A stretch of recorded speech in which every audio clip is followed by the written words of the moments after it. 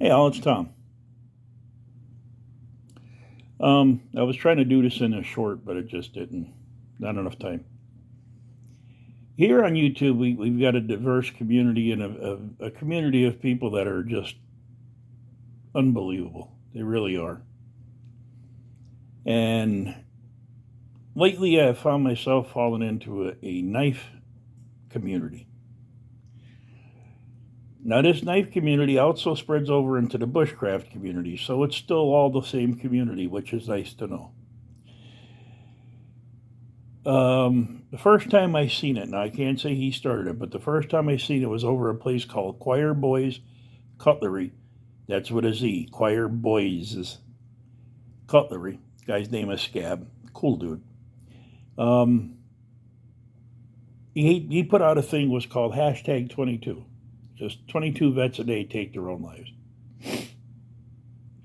And that has spread. I mean, there's a lot of knife channels and a lot of bushcraft channels that I can't say them all, but I'll drop a few names. There's Choir Boys, there's my channel, there's Captain Electro, Donnie B All Day, the Shredder Knife Review channel. I think it's just the Shredder Knife Review. Donovan 2, Joe's Doomsday, Redneck Renegade, Ron T. Sawyer.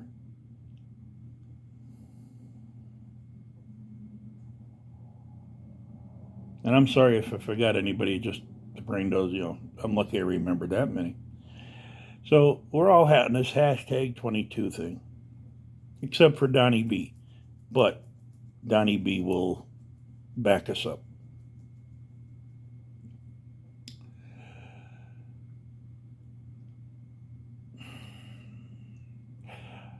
We're combat. Some of us are combat vets. Some of them are just vets. Okay.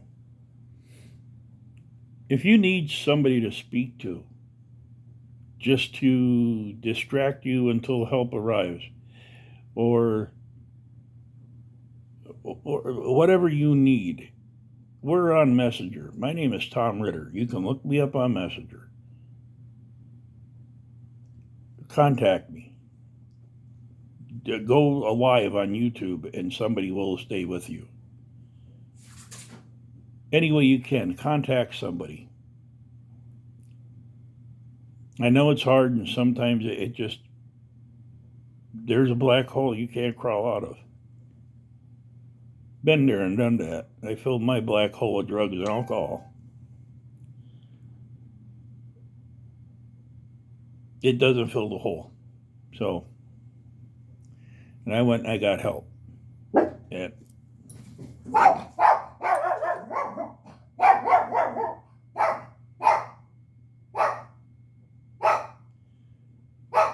I need a dog that doesn't know how to bark, a mute one. So, anyway, now we're not talking only vets here. What people don't realize is the police officers, SWAT team members, QCB guys, hostage rescue teams, they leave the house, just your general police officer. They don't know if they're going to see their family by the end of the night.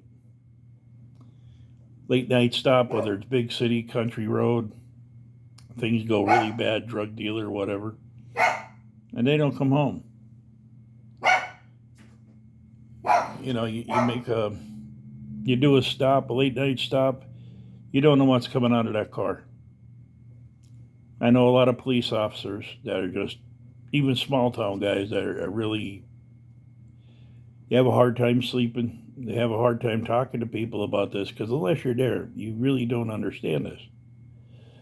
Firefighters, think about this. There's a major fire. These guys got to get suited up in an unbelievable amount of gear and run into a fire against all your instinct says don't go in there. These guys got to run in there and rescue people. Look what they did on 9/11. I mean, it's coming up Saturday. 90% of America forgot about it. But what the police officers and the firefighters, EMTs too, I have a stepson that's an EMT, him and his wife, and they've got into houses where there was knives used and guns drawn, and they're in a mini hostage situation, and they have to literally, they're not allowed to carry weapons, so they have to fight their way out with their wits and what. All these emergency service people, even the people that go do, like FEMA, that go do the hurricanes and stuff, they see crap that you'd never want to see. And that will give you PTSD. That will give you that trauma. Even if you're not diagnosed with PTSD, just the trauma of seeing some things or being in some situations, it's bad. It's not fun. I tell everybody this. This is the only way I can explain it. You're going down the highway at 100 miles an hour, and you look up, and 10 feet away from you, there is a tractor trailer coming at you at 500 miles an hour. You know you're dead. You know you're going to hit that truck. And by the grace of God, you don't die. But you know at that particular moment, that's the kind of fear that these people face. And, like I said, if you need help, you go through YouTube and you look for hashtag 22. If it has a hashtag 22 by the description of some videos or whatever, that means that we're open to listen and to help as much as we possibly can. Like I said, there's many channels out here that'll sit and listen. If not, try to contact your local authorities to get you help. An ambulance crew, whatever, or whatever you need. We're not making judgments. We're not anything but just saying, no matter what you are, if you're an emergency service or a vet or whatever, and you need somebody, we're here. Even if we're not on the hashtag 22. I know this community from being in it long enough. Just contact somebody. For that matter, go to YouTube and go live. Just go live and say, listen, I'm in a bad mood, I'm in a bad place, and I just need somebody to talk to. Somebody will be there. I guarantee it. I've been in this community now over 10 years. And although I never thought it was possible, there's some people in this community I consider brothers. I consider family. That's how good this community is. So remember, guys, if you need to help, go live or get a hold of one of us or contact one of us on Messenger.